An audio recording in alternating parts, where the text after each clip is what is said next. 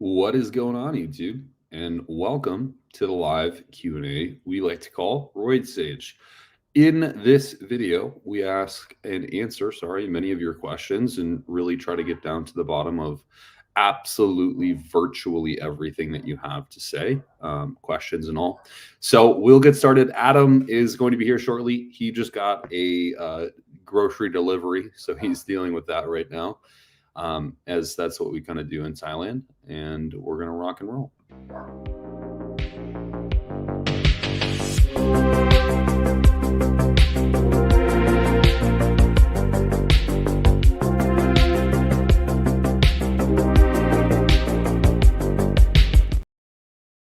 So, everybody, welcome to the show. I do appreciate you being here, and I appreciate everyone taking the time to even ask questions. It means the world to me. Before I get started, we are going to be live here and taking your questions, but I wanted to quickly mention that down below, we have a couple links, and one of those links is a actual link to get on a call with us, essentially see if you're a good fit for the team. We don't accept everybody, but we try to make sure we can vet as many people as possible to keep you in the right place. So essentially, if you click that link below, you will be entered into our sort of pre-call form. And essentially at the bottom of this form on this landing page, you'll see our intake form and a couple of our coaching options. This is going to lead you to get onto a call with us. So if that's something you're interested in doing, by all means, click that link. In other words, though, the links below have a free ebook, which I outline basically the basic principles of training, as well as include a free training program. I do have a blood work cheat sheet that lets you understand how to get your own blood work. It basically tells you about all the markers that I would get on my own lab panel. And then I tell about the sort of optimal ranges, not necessarily what's the provided ranges, which is really important. I also have an exclusive free 16-week program that is already periodized for you, and a free dosing cycle, which will be basically telling you how to dose androgens based on a certain concentration of androgens per week. So this is the best option for you if you need some free resources and you're limited on cash. It's a great choice. So let's get right into things. So before I jump into the live questions, I do have a couple from the last video in the comment section that I do want to address. So there's a guy that asked two questions, actually. So I'll read this. It was Leon.7584. Hey guys, two questions. Holding water in a growth/off-season phase. How can you visually tell the difference between holding water versus fat? And also, naturally versus enhanced, how do you approach setting dietary fat intake, meaning naturals are as they are not enhanced? What would be the lowest you would set a natural bodybuilder's dietary fat intake? I'm currently 93 kilograms and intake about 60 to 75 grams of fat per day. 93 kilograms as a natural guy is pretty good. So generally, in an off-season phase, how you'd standardize your measurements and objectify whether you're holding fat or fluid is there's multiple ways. So one of the ways that myself and Adam, we do when we're coaching clients is we'll have them do waist, arm, leg measurements. So what we try to do is like visual representations are important, but this is where they can be not reliable. And so we'll have people measure their waist, measure their legs, measure their arms, measure their chest every other week or so, just to see if that the trends are going in the right direction. Now, if someone is gaining fat, likely they aren't going to be gaining arm circumference. Likely they'll actually be gaining more waist circumference. And so if the visuals are impaired, but measurements look good, for instance, like your, inches on the waist hasn't gone up, but your quads seem to have gone up half an inch and everything else seems good too. But the physique looks like it's holding a little bit more water. I wouldn't necessarily jump to conclusions and say that you're holding fat. Usually that just is an indication of holding water. The second thing is, what's up, Adam? The second thing is that when you are holding water, you can literally feel the water as opposed to the fat. So what that means is, like if I grab the back of my hand and I squeeze it and I kind of roll the skin around, I don't feel anything underneath my skin. But if I grab like my stomach and roll that around, I feel like little almost bubbles in my skin, little dots, little hard calloused things. This is fat. Okay. And a good way to test whether you're experiencing water retention or fat is to literally feel your skin, pull it. How elastic is it? Is there like sensational texture underneath it? And that might be a key indicator. But I do think measurements are kind of the way to objectify whether you're gaining water or fat. Adam, you had something to add? I'm so sorry. Which question are we looking at the moment? No, it's fine. This is just a prior question on the video we did last week. Oh, okay. And basically, he asked, how do you tell if you're holding in a growth or off-season phase? How do you tell if you're holding water versus fat? Like gaining water that way. Yeah, I think you touch on it too, where I find every individual, as you get to learn your body, where you tend to hold water. Okay, there are some common areas which you touched on, but you sometimes, like for myself, I usually find that like lower back, I seem to hold lower fat quite easy. Kolton, you've seen from my check-in, I start looking like a fridge as soon as I put on body fat additional water, and that for me is an indication like when I am, holding more subcutaneous water. So for you, find certain area in your body where maybe there's less vascularity or it seems to bloat, and then I would use that to judge whether you're holding water or not. And that's just getting to learn your own body. And then the similar places Kolton touched on. Yeah.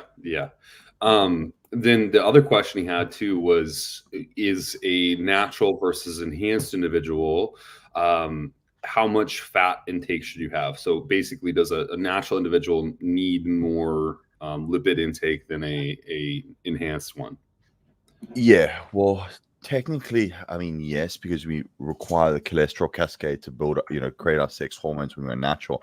I believe the minimum dietary fat intake for a natural should be about 0.25 grams per pound.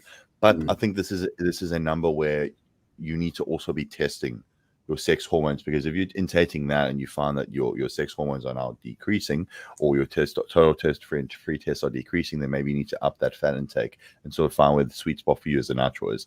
As an enhanced individual, or you get exogenous testosterone, you don't rely on the cholesterol cascade.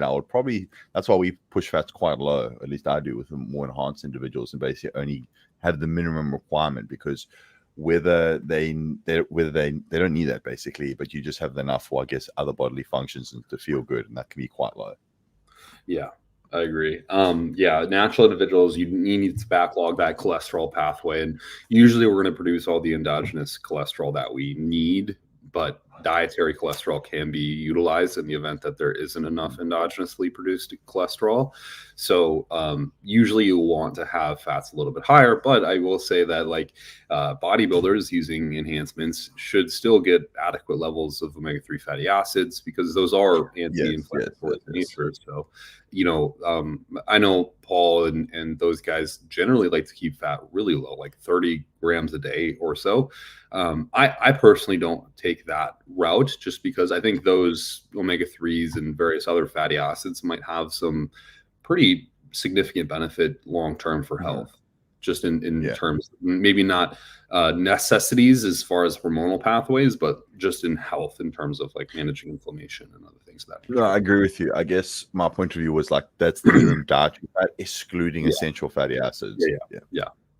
That's a good point. Excluding fatty acids, those should be like baseline, but totally agree. Then another guy on this past video, Karma Zane, said how to maximize growth on a post-show rebound. And I might make an entire video about this, but I think we even covered this several times in previous lives. But this is a cold one. It's very simple. Go for it. Okay. Well, probably very similar to what we said before and Colin said, but obviously, control the rebound, I guess, is probably the overarching principle here, in the sense that don't eat like an asshole post-show, just consume everything. Yeah, if you feel the need to have a day, maybe two, sure. But then basically the idea would be to basically like you're controlling a surplus. Yes, you want to put on a certain level of body fat immediately. If you truly got like, striated glutes, 3 to 5% body fat, you need an immediate almost bump in body fat to actually have good body function, good joint health and things like that. But from there, I'll be controlling the rebound and basically adding, calories, strategically over that point in time, trying to stay relatively lean. I don't mean show lean, but control that intake there. Get your health markers checked if health is in range. I wouldn't say you can massively titrate the pharmacology, but use what you need, use as needed, so to speak, to grow as long as health markers are in range. One thing too is I wouldn't drop all the lipolytic agents immediately. As you well know, that can lead to potential increased adipose tissue post-show, but titrate it again slowly, especially things like T3, which can have a negative feedback loop. And then, but especially just control your eating, honestly, and reverse out slowly and just do it. The way you would describe it is like you basically almost taking off into a, full off-season surplus phase. And that usually is the way to go about it. And I guess a very simplified way. Yeah, and I agree. It's post-show rebound. I don't think you should come off all gear. I think you should have enough to facilitate growth, which isn't much because you're realistically the calories are going to do a lot of it for you.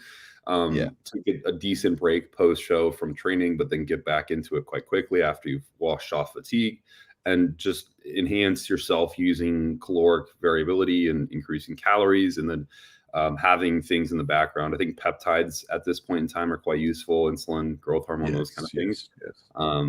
But I definitely should make a deep dive video about this and maybe have you on it too, because it is kind of a complex topic. And I think what would be a cool video is like addressing all the different possible start points. Like maybe you didn't get too lean and, we're coming out of a show. Yeah. I mean, because there's so many address the ideal situation. Yeah, because we always address the ideal situation. That's not the reality for most people. Right, exactly. Yeah. Okay, so now we have a lot of questions on this guy ready to roll.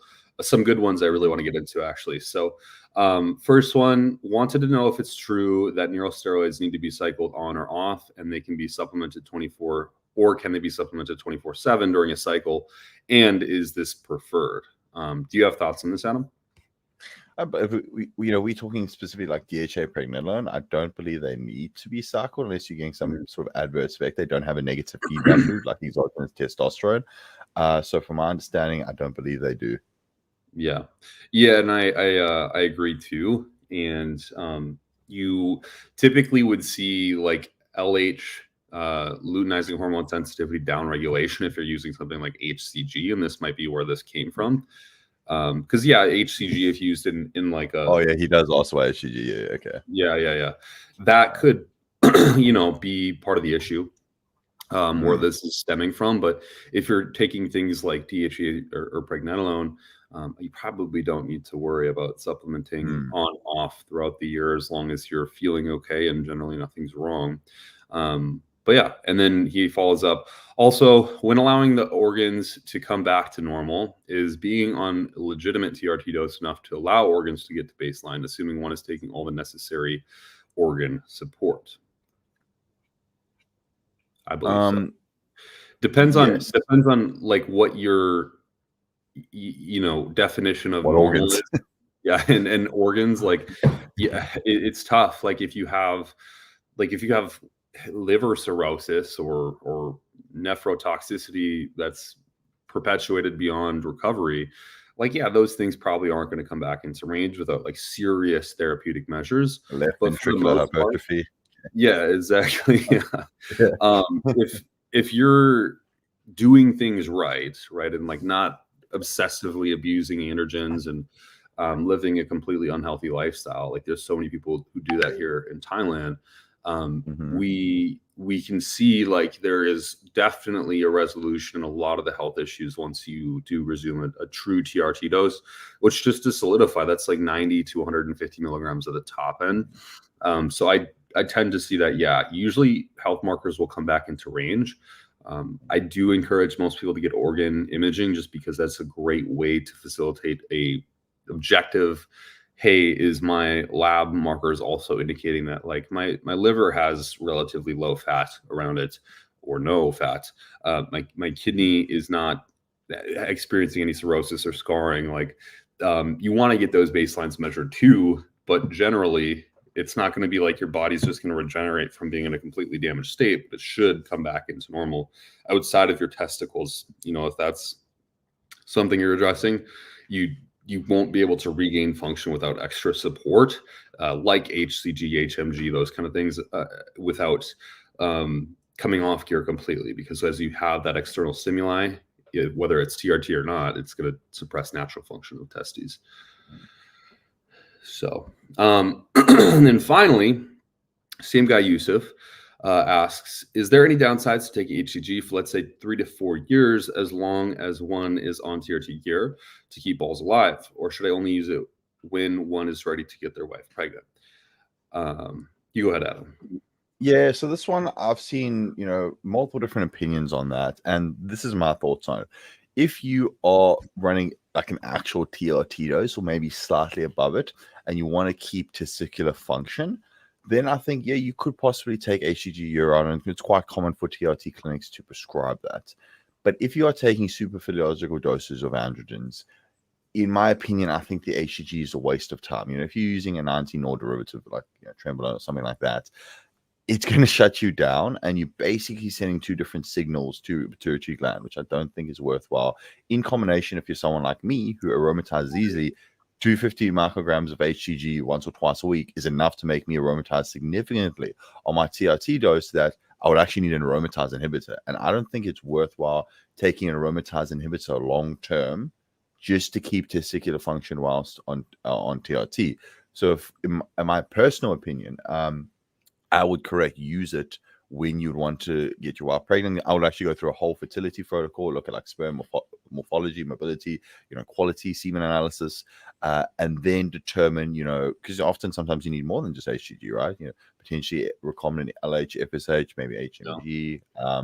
So I would say that fertility protocol, and basically either come off completely or drop to an actual dose of TRT to get my significant other pregnant, rather than just like cruising on it year round. Because it's not just, HCG is not necessarily going to, ensure that your sperm quality is where it potentially needs to be, and you might need to do a fertility protocol anyway. So I think it's potentially not worth the hassle, and also depending where you are in the world, it could be a very expensive endeavor. I know a lot of my Australian friends, acquaintances, clients, HCG there is wildly expensive from TRT clinics, and you would have to be, probably, I think, quadruple the price of the actual testosterone. So you'd need quite a lot. So there's those considerations to take into account. Yeah, and I agree wholeheartedly. It's very expensive these days, which is unfortunate because it used to be dirt cheap. And it's not like in America, it's not even FDA approved anymore. So like HRT clinics are having to use like kisspeptin and different peptides that are very experimental, which is funny because it's like they took the one that works and then replaced it with other ones. But it's just hard to source. It's expensive, and if you get it, you don't really know if it's real anymore because it's coming from overseas, and like how much did it degrade over traveling. So there's definitely a lot of issues with that. I do think HCG has an amazing place. Like I love to use it because it enhances sex drive. It enhances like your loads, which is great for some things. And it's a cool drug, but at the end of the day, it's like very cost prohibitive, and I would rather someone pay for growth hormone or more androgens and get away with that. Now, that being said, Broderick Chavez, of all people, actually mentioned this previously, and I actually tend to agree with him. What he does is and I'm not a huge proponent of him, but this one instance, I think I am. He'll have people do like a giant dose, like a 5,000 IU dose of HCG once a month, for instance, and that, or maybe once a quarter, for instance, and that maybe hypothetically might be enough just to keep the dust off the testes and like keep functionally some sperm metrics up. Now, I don't know if that's necessarily true because I haven't tried it myself, but for the most part, I think if you're concerned about things like testicular atrophy, okay, it might be useful. If you're concerned about, being able to get your girl pregnant on any day whatsoever, okay, it might be important. But outside of that, you can replace the sort of libido effects with supplemental DHEA and pregnenolone for sure. So, yeah, and I want to do it for 3-4 years every day, because you do start to develop LH insensitivity, and then that can cause a further progression in infertility, and also a much more difficult time in recovering natural testosterone function or the HBTA function once it's gone. Stairs, cycling, elliptical, treadmill for contest prep. Your thoughts on the thought process on these modalities? Yeah, I would potentially say choose the one which is the least systemically fatiguing for you, and just do as much as you need. Yeah. So I know there's lots of different opinions. Like, some individuals may say, "Oh, well, stairs will shrink your legs," but then we're like, "Well, I'm pretty sure C-Bum did stairs like his whole Olympia prep. Correct me if I'm wrong." So I think it's quite highly individual. If you are doing these stairs and you find that your leg workouts, because you should be tracking your workouts, are suddenly going to shit on prep, yeah, try the elliptical and see if you can. But then you might have to do additional effort. So I would say choose a method, be consistent with it. Don't be afraid to swap cardio methods if one is not leading to too much fatigue or frying you or whatever it may be. But you just want any method which is going to increase your expenditure and, I guess, increase cardiovascular function if you're also doing it for health purposes. Yeah. Yeah, and I agree. So like if you look at it, it's almost like in descending order from most intense variant to like least intense variant of cardio. Yeah. So what Adam said is very true, especially in a prep where fatigue is going to be high and recoverability is going to be low already. Stairs may not be the best thing for most people, but I find for myself it is a preference, just because I personally don't enjoy doing long bouts of cardio. So if I can do, even when I'm fatigued, like a high intensity, smaller bout of cardio and burn maybe the same amplitude of calories, that's a bet I'll take most of the time. But I think for most people, they could probably do without. And even just walking outside, getting steps accumulated is more than enough for the general person, bodybuilder, what have you, to get lean enough, provided as long as they're doing everything else correctly, which is a really hard ask for most people. And then cycling, elliptical, treadmill, I think these are all great. Really what you want to think about, and it goes controversially to what I do personally, but when you think about cardio, you want to create the highest area under curve of calorie burn. So what that means is, let's just take stairs at full speed. You have a really high amplitude of calorie burn and a really quick come down. So there's a very low area under curve. It's a super tiny area under curve. But let's say you're doing a treadmill and walking for 60 minutes on an incline, relatively easy pace, but still breaking a sweat, breathing hard, that kind of thing. So that peak is now going to be sort of like an even trough, and the area under curve is going to be much larger of calorie burn. This is going to be way more effective long-term, day after day, because effectively you're having a greater area under curve of caloric burn. Therefore, you might be actually burning more calories. But two, that amplitude is reducing as it comes down. The amount of calories you're burning in that short moment, yes, they're coming down too, but you're also reducing fatigue and the cost of just doing that work. And stairs are very glycolytic in nature, meaning they burn a lot of glycogen that's very precious on prep. And if you can't afford refeeds constantly, it might not be the best bet for you. So yeah. Zane, any information on the potential uncoupling effects that Tren has on fat similar to DMP? Could this be why Tren is a sweating thing? It's exactly why Tren is a sweating thing. There's two reasons, really. Tren is a UCP1 agent, so it uncouples. It's a mitochondrial uncoupling agent, so it does affect the basically heat waste that one produces, and it's not as effective as DMP. Lots of things. For one, just to completely solidify this, if you look up basically the pharmacokinetics of any specific drug, lots of them are uncoupling agents. You'd be surprised at how many, like green tea extract is a potential uncoupling agent. So it's not very unique to be an uncoupling agent. I think it's been fantasized upon by a lot of other coaches out there in the industry. That being said, it is one, but a lot of the heat effects come from just hold on one second. Anna, A lot of the heat effects come from. Well, I think you muted Sorry, it. Wait, there we go. our refrigerator stopped working. So Oh, fuck. the heat effects come David, from the hypothalamus being affected via the Trenbolone, causing a innate sort of adrenergic response. So, yeah. Yeah, my understanding was, it has to do with also the mitochondria, disruption of the proton gradient, produces ATP, which can have heat and energy as a byproduct. But as you said, that's very common with lots of different compounds. Yeah. And yeah, similar to DMP, I always say this whenever I say DMP, don't do it. Just yeah. Just don't. Yeah, it's not a smart drug. It's very like it works, sure, but at what cost? It's kind of like saying the difference between a barbecue and a house fire. One will cook your meats and one will kill you. Yeah, that's a really good analogy. Both will grill meat, but maybe not the right kind of meat. Oh shit, that's good. Would you recommend, let me pull this up by Zane again, would you recommend a replacement T3 dose for someone using Tren? Depends what you're using the Trenbolone for. Like if you're on a contest prep and you're using Tren, you're probably using T3 anyway. But then I would first look into the use case of when are you using the Tren. If you're like throwing Tren in an off-season phase, I'll be like, why? Personally, I wouldn't use a T3 dose. I don't think it's recommended on. I don't think it's required on Tren.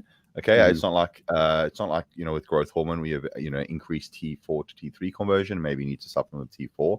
I do believe Tren can have effect on the thyroid, or rather upregulate. It escapes me now. Is it upregulate T3? I believe it increases the conversion of T4 into T3 via liver function, if I recall correctly. Okay, right.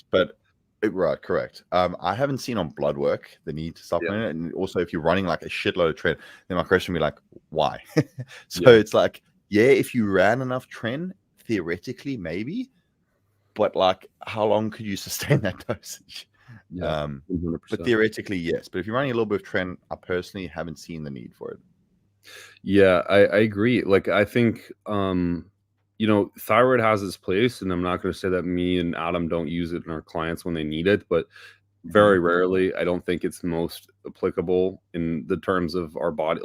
You can always do more cardio, you can always eat less. I think people who think they can are just fucking pussies, and they need to learn how they can. But T3 is probably the last call. That's the one you want to take as the last, variable to change. Reason being is because it's so non-selective. You're going to be increasing metabolism, but you'll increase, proteolysis. You'll increase glycolysis. You're increasing every metabolic pathway, not just fat loss. And I think a lot of people confuse those things. So it's not necessarily a preferred method, and it doesn't mean that you need more.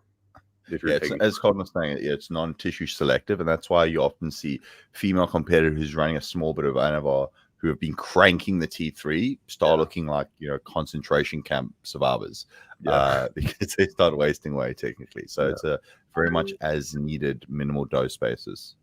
Yeah, that's why those bikini girls all have small bodies, very small bodies, is because they just abuse the fuck out of the T3. And their waists are small, but so is everything else. Some of those girls are just tiny.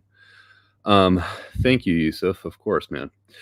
JK asks, running test 350 milligrams and Primo 280 milligrams. What a non-dose per week, pinned daily. Awesome. I'm currently really sick with COVID. Would there be any reason to stop pinning while I'm sick? So for me, probably not, because the risk of decreasing androgens causing a variability in homeostasis, depending on how soon you started, right? If this has been in play since far before you had COVID, and it's serum levels are concentrated and stable because you're injecting daily, kudos to you. If you take this stuff out, the drop in androgen levels will cause probably an immune response. Usually you see the most hair loss, the most acne development, the most instability with immune function when hormones are varying. So on a decline or incline, i.e. when you get on or off cycle. So I would, likely actually just stay on, in the fact that you don't want that variability to happen right on the convergence of you getting COVID, but that's my personal opinion. Yeah, he said, would there be any reason? So I'll try think of a reason. This is my reason. If you're running UGL, primobolan Yeah. or testosterone, you're getting a lot of post-injection pain, which potentially could mean there be a contaminant there, which is increasing your inflammatory markers, which would probably impact the illness or your ability to fight that illness. So if you're getting you've been getting a bit of pip from those injections at all, if it is not pharmaceutical and potentially you're skeptical, but then as Kolton said, if it's reached peak serum concentration levels and you're only sick for like a week or two, dropping it, it's still going to be in your system. Yeah. So maybe if you're at the beginning, ramping up and you're noticing some post-injection pain, and maybe maybe it's Bayer testosterone that's pharmaceutical and the primobolan isn't, maybe hold off on the primo for now. That's the only situation I can think of. Yeah, that's a really good point, Ashley. If it is if there's those synthetic carrier oils within the oil and you're experiencing great deals of inflammation post-injection, it might not be something that would be advantageous to take concurrently when already compromised as far as immune function goes. And I think anyone could probably attest to that.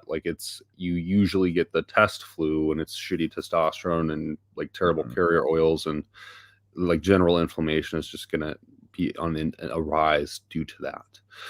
But good question, JK. We're on to Kane now. We had Zane and now we're on Kane.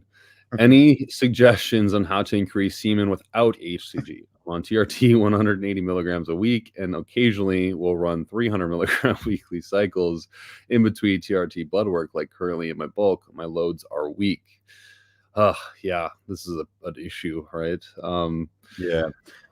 To us, I remember Steve putting up a whole video on gigantic ejaculation. So to be honest, to be fair, I think they'll probably cover everything. Off the top of my head, I believe Clomid can increase semen volume, but I probably wouldn't be just taking random Clomid tabs whilst on cycle. Again, I don't know, maybe you can't get HCG. I mean, there's HMG, which is stronger, recombinant others. FSH would potentially be useful, but then those are more potent and probably harder to find than HCG.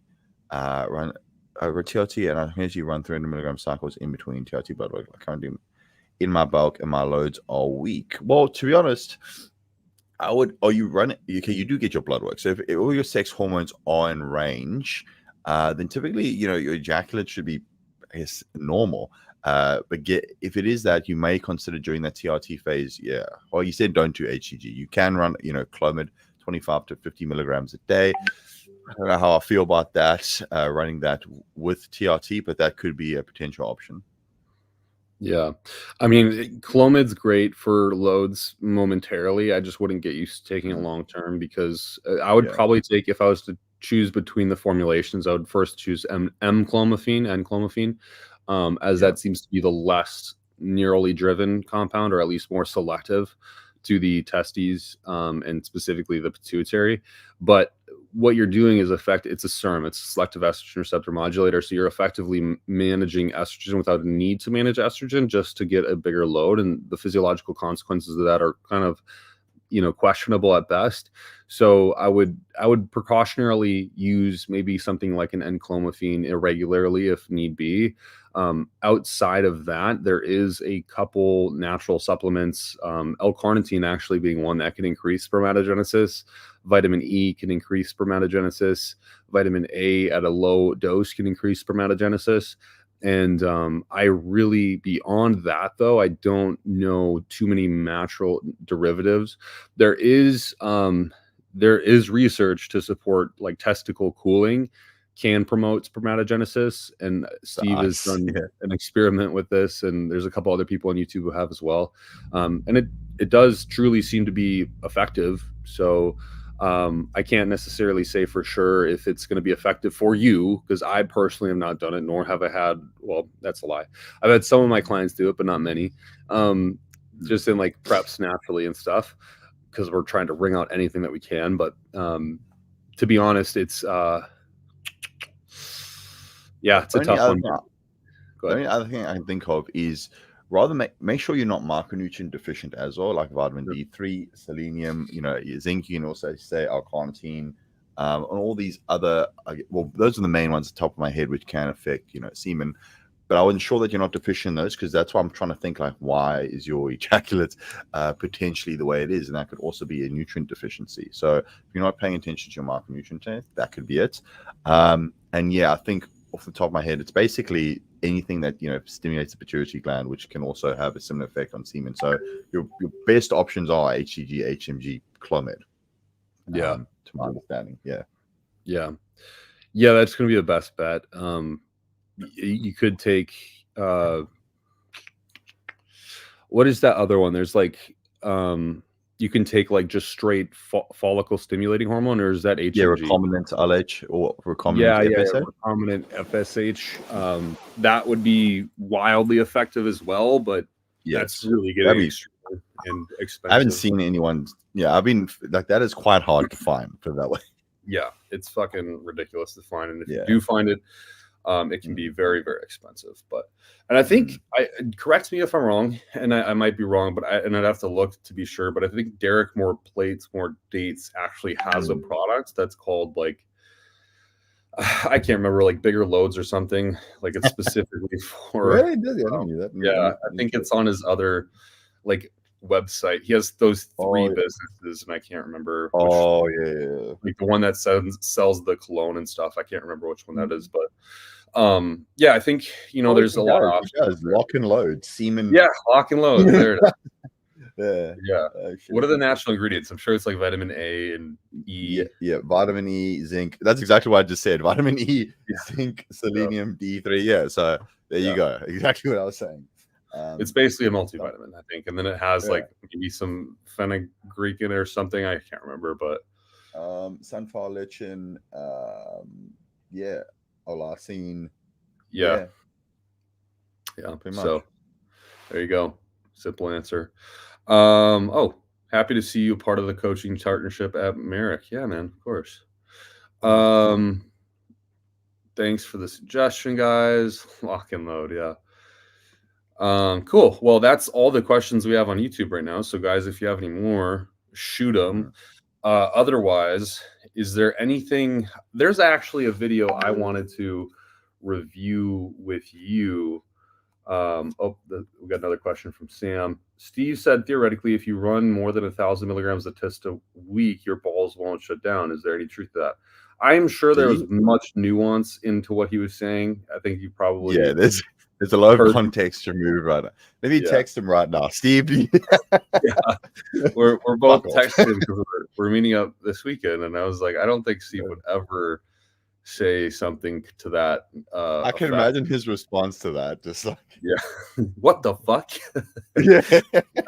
He probably did not say that. I think it was maybe just a misconstruing thing on your end, possibly. I'm not saying he didn't either, but I'm saying there's more context there.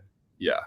So I wanted to share my screen with you and show you a guy that I am going to be doing a video on shortly. I have actually a really cool two MDs coming on just to give me like a quick video to do like I guess like a little in-depth what do you call this? Like edutainment, like educational / education. But I have doctors coming to talk about this, but there's this kid, and I'm sure a lot of people have honestly seen him at this point, but he does cure and he's very open about it. I think he's like 20, maybe 19. I can't remember. Yeah, very mid physique on 1,200 milligrams of, androgens, taking IGF and 3 IUs of growth hormone. What do you think about this? Oh, fuck. Look, if someone's dream is to become an IFBB pro and they want to push things, then there's so many ways I can go with this. Okay, let me go from the health perspective. Okay, we know that your prefrontal cortex is going to be fully developed around 25. So no matter how we like it, myself included, it took year before 25, there is that risk that you're going to impede that development. That is a fact. Okay, I'm not saying you take year before 25, you're going to end up retarded, but it potentially can affect that development. So that's something to just always have in mind. So have that in mind. Then secondly, also your growth plates, okay, usually close around between like 18 to 21, which can potentially affect your height. And you might tell me, oh, well, Arnold, grew to his full height. Yes, again, it can potentially affect it. So that's something you need to keep in mind. So if you're okay with those two risks, okay, as well as others, like as well as others associated with usage in your younger years, so to speak, and you have the goal of, oh, I want to be an IFBB pro, I want to do whatever it takes, sure. But then I would honestly look at this guy and go, okay, have you got the fundamentals of training down? And I honestly believe most people think they do, but they don't. Have you truly got nutrition down? And are you in the position where you're financially stable? To be honest, I feel like I'm just repeating the 1 hour seminar I did. But basically, though, so if he's got those in place, then yes, I believe some usage, can be warranted.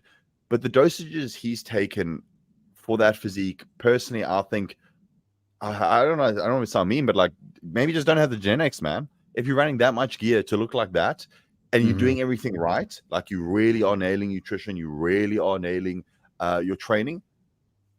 Sorry, bro, I just don't think you have the genetics for it. If I'm being truly honest, being completely transparent. Again, I don't like using myself as an example because everyone's different, but like there's significantly more gear than I've ever run. Yeah. Until well, I'll probably reach and that you're, point. And you're just for reference, you're like 250 pounds or so. 200, pretty much, yeah. So, and this kid, I think you said he's like 180 or something, 190. I can't remember exactly, but like, like if you're using some, if you're using some testosterone, really focusing, the diet and training part of it, titrating dose is needed. But looking at his physique, look at that dose. I personally think he just wants to he wants to be the next Sam Sulek, to be honest.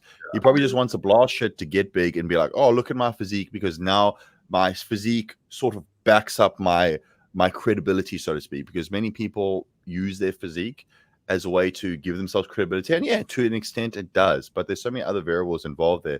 Doesn't mean you know what you're doing because you blast gear at 21 and blew up.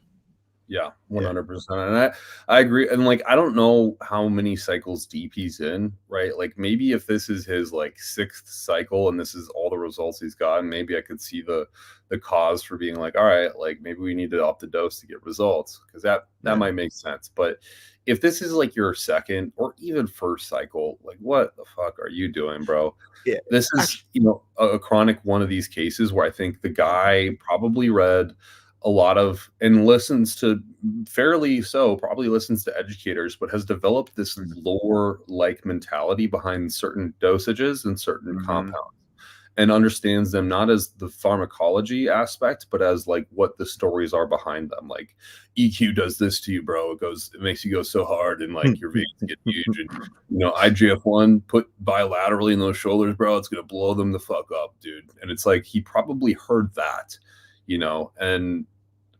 and just is like, all right, I gotta take these things because this is the lore behind them. I don't know, but what were you gonna say, Adam? I was going to say, correct. I could be wrong on this, but I remember seeing this post, and this is actually additionally why I think this is stupid. He said, this is my starting dose. And personally, I think, especially if you're younger, why the fuck aren't you titrating shit? Like, I think jumping straight to, that's like 2 grams a gear. Running straight to 2 grams a gear is just stupid, period. I don't know, except for maybe few really advanced individuals who know they need pretty high doses to accrue additional muscle at their stage. I'm talking guys like well over 250 pounds, like pushing 300. For them, that might be applicable, titrating quite fast that dose.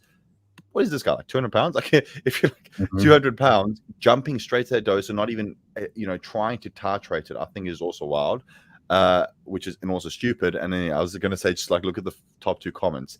Dom Cardone, taking more gear that I did for my off season before I won nationals at 21, and the other one, bro, you're far too small to cycle this large. You could be on 250 tests for years and make serious gains.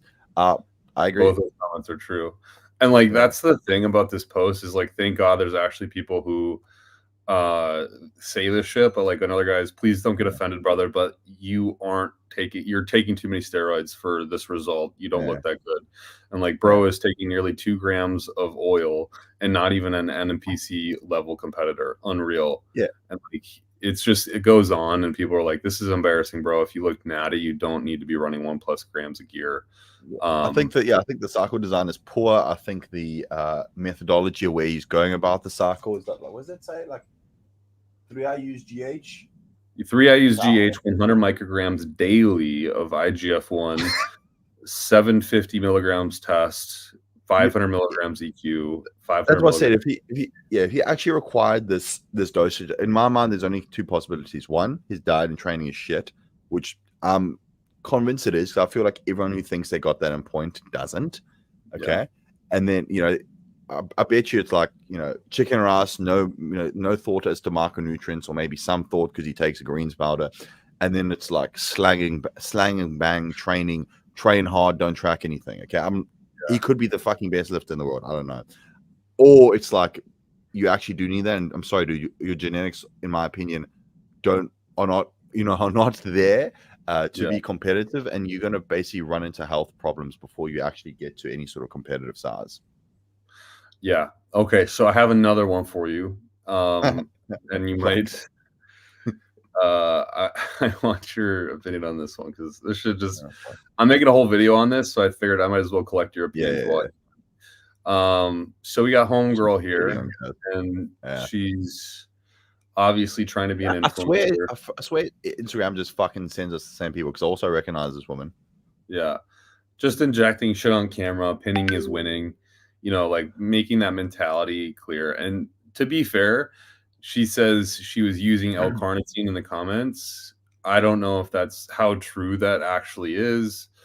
I really have no idea. Like, if you look in the comments, Neuroids were boasting in the making of this, or sorry, let me fucking pull up the shit so I can read it accurately. Neuroids were making this video L-carnitine. And it's just like, I don't like, okay, let's say it is L-carnitine. Yeah. Why the fuck post this? Like, well, we know why they're posting this. There's a glorification of PED use now. I mean, it's so weird, because now this is me going to sound fucking old, because I've been bodybuilding for 15 years. I was, and also in South Africa, I went from like the transitionary period before social media, where bodybuilding was like truly underground, where your information was like on forums. Everyone started with 500 milligrams of testosterone once or twice a week. Yeah. And that was it. And then it transitioned to like social media blowing up. People being like, went through the fake natty stage of people being like, oh, I'll just take Cell Tech and fucking eat 12 eggs and shit like that, like Simeon Panda and the boys. There was a website called Simply Shredded. I don't know if you ever remember that .com. Yeah, Simply Shredded. They'd post their diet and exercise routines, and I'd always be like, and I was young, I would try them and be like, why am I not looking like them? And then we went to the phase of people being more open and transparent, and now I'm sort of think we're in the phase where it's like the glorification of PEDs, with so much information out there that every under 21-year-old thinks they're an expert / should be taking PEDs, and this is the result of that. That's just my old man waving a stick fucking kids rant. I agree. Part of the content in my video that I'm going to cover is like, why is this happening? And specifically, why is this happening in America? Because you don't necessarily see this, maybe in Australia, but no, you don't see this here in Thailand. Like, you don't see it. Too scared. The cops will come back and break down. Yeah. And you don't see it openly in Australia, but I will say every kid is on PEDs. Yeah. So I imagine like it's happening elsewhere for sure. But like more of those, Thailand, I don't see. And this is a funny thing, because gear is completely legal. You can just walk into a pharmacy and fucking buy it. I don't see any kids like in the gym doing shit. Like, I don't see any massive 19, 20-year-olds. I mean, maybe I'm naive, but I think in America, the problem is that people want to, one, feel important. So by way of expressing themselves using something like taboo like this, it creates virality. But I don't know how effective that is as a long-term strategy. The second thing is, I feel like people just want to be like competitive, and they see other people succeeding, like, and they feel like the need to, like, I'm going to be honest about it and still do this shit. And I don't know, like, I just think there's some aspect that's in psychologically our nature that pushes people to just have this proclivity to be like, let's fucking go, and like, let's talk about it and let's be different. And I'm going to do this just to get as big as everybody else, kind of thing. Yeah, well, people have made their whole personalities these days around gear, and often their physiques are like fucking terrible. I'm sorry. Yeah. And I think, as you correctly said, it's the wow factor, it's the shock factor, it's controversial, it gets clicks. I mean, we see that all the time, and I think societies, you mentioned Thailand, why you don't see kids like that, because being around Bangkok, not that I'm an expert on Thailand, but being here and seeing all the advertising, I think you can see what maybe these guys potentially value more. What I see in Thailand is a shitload of like very high beauty standards, a lot of pushing plastic surgery, and maybe kids aren't necessarily taking gear, but they seem to be getting treatments at a very young age, like Botox and filler and all sorts of things like that. So it's a sort of different culture there. But I completely agree with you that, unfortunately, because I do think it is unfortunate that there's been a proclivity towards, basically, taking PEDs as the first course of action. I think I did like some short reel where I said, like, if your primary means of progression is PEDs before food or training, you're doing it like an idiot. Personally, like, the PEDs should be supporting what you're doing in the gym and nutritionally. And I think so many people have got it the other way around, because you've had probably hundreds of thousands of conversations. I've had the same, where it's like asking some random PED question, and then I'll be like, okay, what does your blood work look like? What have you been eating? What does your training look like? And you just get like a fucking blank stare, and it's like, I train hard, I eat protein, I've never done bloods. The thing that kills me is what people always say, I just want to take it to the next level, bro. Like, what is the next level to you? like, take it to the next level by like actually being a professional athlete with your diet and training. Like, how about that? Yeah.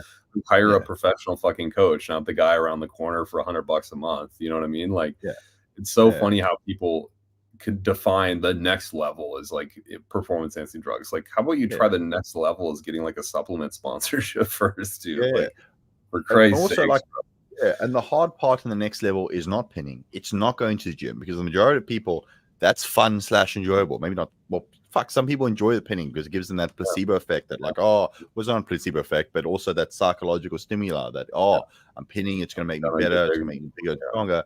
The hard part is taking fucking health supplements 2 to 3 times a day, doing constant blood work, having money, working hard to have money to do all this stuff correctly, drinking, 8 liters, 2 gallons of water, whatever per day, getting electrolytes and doing your fasted cardio, all the shit which isn't glamorous. That's taking it to the next level. No one's going to fucking believe you. Or like the next level is like, you choose not to go out with people and you stay at home for like 8 months in a row to get your shit done. And it's not legit. Like, if people did that, they'd be like, let's say we have a placebo group, a double-blind placebo-controlled style trial, where we have one group of people on 300 milligrams of testosterone and one group of people who we say, stay in your house, eat this exact diet, train this exact way. You're going to have a coach with you every single day. And then we measure the next 12 weeks of results. I guarantee that the people who think they're injecting testosterone, but they're just getting like the extra special isolation treatment with the extreme coach, are going to get more results than the 300 milligram group would any day. And it's like, to take it to the next level isn't just fucking injecting your asshole. It's like actually putting in sadistic levels of work ethic to get to like a place. Like, I don't think people conceptualize. You and I have been doing this every single day for more days than people have even gone to the gym. Like, every part of it, the supplementation, the diet, like literally the diet, every day the diet, and it's just like, I really don't think people fundamentally comprehend what that means. But, it is. It's a rant. Yeah. I think, the last thing I'll say, I completely agree with you. I'll add on top of that is that, like, that long-term consistency and doing things for a long time is just going to beat out everything else. It really is. It sounds not glamorous. It sounds cliche. It's boring, but it truly is. That's why you see these huge IFBB pros who may be fucking up a lot of things, but one thing they are is fucking consistent. And that's why they're huge, really. Plus genetics and drugs, but like consistent with everything.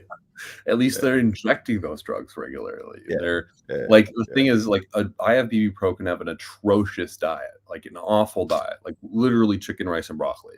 But the thing is he's done it for 8 years and hasn't missed a meal for those 8 years. You know what I mean? So it's like consistency is going to outweigh whatever variable you try to put in. all the time. And that's why I think we both tell people like optimal isn't optimal for you or me or anybody else. Like optimal is what you can do every single day for the rest of your life. And that's like what your optimal program is going to be. So like I could tell you what the best pharmacology is. So we're going to do 8 IUs of growth hormone every day. I want you on, 600 milligrams of rebounds and 500 milligrams of testosterone. It's like, well, I can't afford that, dude. Like I can barely afford salmon. We'll eat chicken instead of salmon. It's cheaper. And it's like, okay, well, like, dude, what the fuck? That's not optimal for that guy. Like, just do something that's more less cost prohibitive, and then maybe have a more nutritionally dense diet and allocate some of the funds to dietary intake or something else, as opposed to just like copious amounts of growth hormone or whatever. But I think too many people leverage the need to invest in the wrong things, maybe even if that's time. But so we have one more question. NMN, I think we even talked about this. We did. Nicotinamide mononucleotide, worth implementing for longevity and performance. So basically what we touched on is that no, if you are below the age of basically like 40 years old. I think 35, 40, it's just like you're improving mitochondrial efficiency, but to be honest with you, like as far as cost goes, it's just not necessarily worth it. And the studies we have are like so skewed by miscellaneous funding that it's like at best we can say it's probably really effective for older generations. And if you're not old, it's like do some fucking cardio and eat a good diet and you'll probably get relevant effects.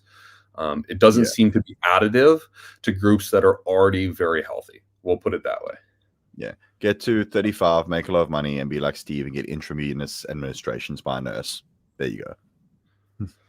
Okay, so Steve said something along the lines that over a gram of test could somehow stimulate intratesticular testosterone production. I don't know. I don't want to theorize. How about Kolton, you just fucking ask him this weekend? We'll get back to you next live stream, because if there's more context to that and his exact words, I would rather go off that than like hypothesizing what his exact words were, being like, we think it could be this, we could be that. So sure, guys, we'll look into it. I think that's the best answer right now. Yeah, I agree. Or you messaging right now? Yeah, I'm texting him right now. What did you say about it? I was just like, did you say that a gram of test a week is going to increase your intratesticular testosterone? There's one or two things. You'll either say there's more nuance to it, or you'll be like, what the fuck? Was it the drunk stream that he did on the 30th? Oh, it might have. Or 31st. Then you got dudes injecting fucking 1,000 milligrams of testosterone for fertility. It's either he either said it and there was like some other context, or it's some like extremely intricate theoretical thing. But like on face value, everyone would be inclined to say no, that amount would shut you down. But if there's some additional nuance to it, maybe. Yeah, I'm texting him right now. I wonder what he'd say. That 1,000 milligrams. And also, guys, the ultimate test: inject 1,000 milligrams and test your LH and FSH. See how you go. Yeah. Increase intratesticular testosterone. Okay. It also could be something that he says, like, theoretically it could work this, but we haven't seen that in practice.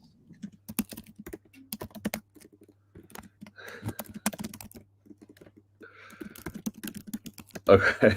Yeah. I'm really curious to see what he has to say to that, but we'll find out next week.